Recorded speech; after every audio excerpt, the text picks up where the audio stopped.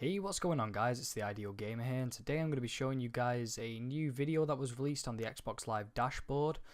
This trailer or video is the new release of the Call of Duty Black Ops 2 Uprising DLC package, but this video focuses mainly on the zombie part of it, the Mob of the Dead, which is set in a state penitentiary prison. It's called Alcatraz. You guys will probably know it's like one of the most famous prisons in the world in San Francisco. But it's now abandoned, so the developers of Call of Duty had decided to throw zombies in there. So in this video you guys will be shown the new characters, the new perk which is called Electro Cherry, which looks awesome, the new guns and traps as well, and some of the new bosses. So I hope you guys enjoyed this little trailer. Make sure to comment, rate and subscribe. I'll probably be doing an in-depth analysis, but these guys already do it for you. So yep, new Bioshock coming soon, and peace out.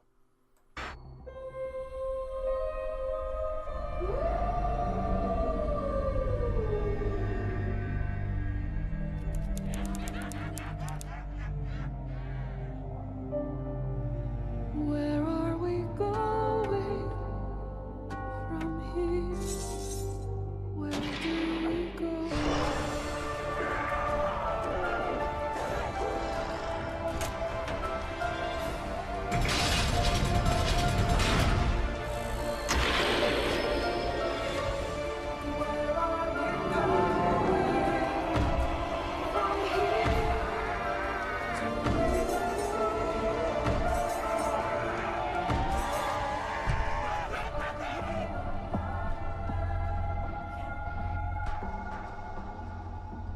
It was a challenge to try and capture something as iconic as Alcatraz.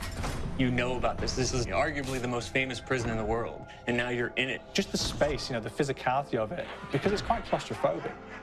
When modern-day prisons are designed, they really consider not intimidating people or making the spaces, as least stressful as possible. Well, Alcatraz didn't suffer from those restrictions.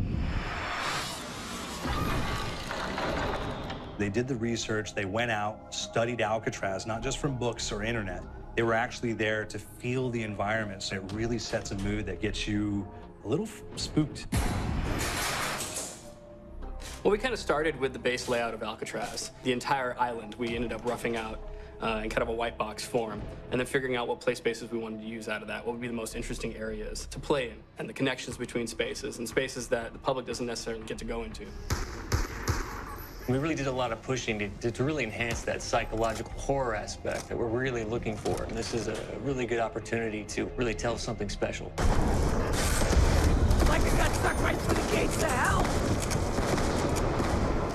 This time around, I feel like it's been identified that there are these side missions that you're going to go out and try to accomplish. Al and the rest of the groups put together this escape plan, but the point is to get the parts and assemble this plane so they can get off the island.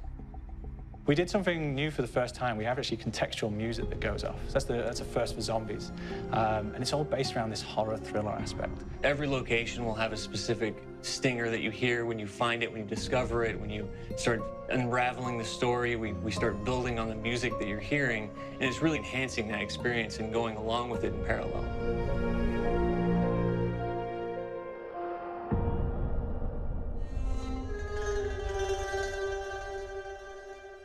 Because we wanted to embrace this kind of horror thriller element, we wanted character actors, guys who could really embody someone and then convey emotion. So that's why we went for guys like Ray Liotta, getting in that kind of guy. We wanted a frantic nature, so he plays a character called Billy Handsome, who's this kind of psychopath who would be employed by the mob to kill people in interesting ways. Chaz Palminteri, he plays a guy called Sal DeLuca, an old mob boss.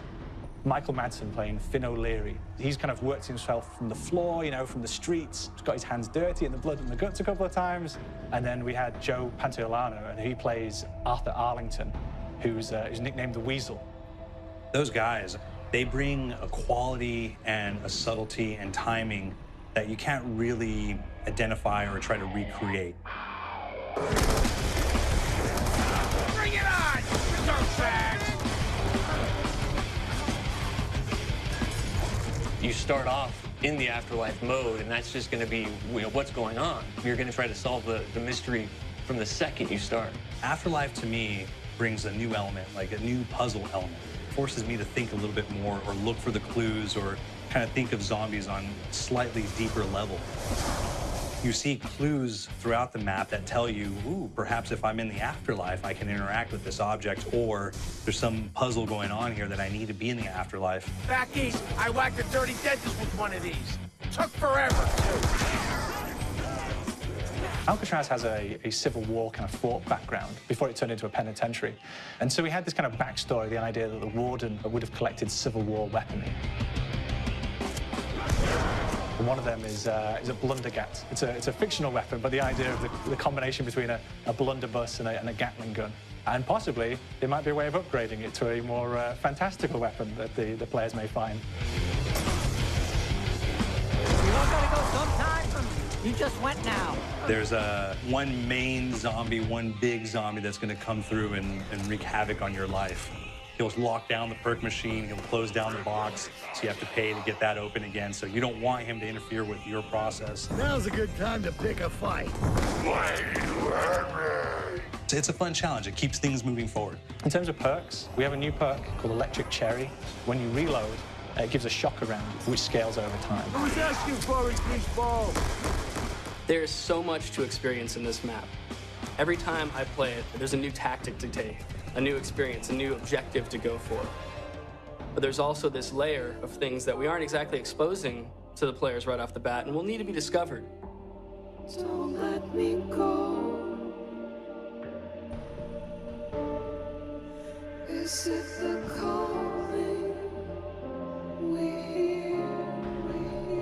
We've got the undead in there, we've got these historical elements, and these fantastic actors all seem to be with peace with each other in this kind of same world. So it's magical, and our team is incredibly excited by it. Is it the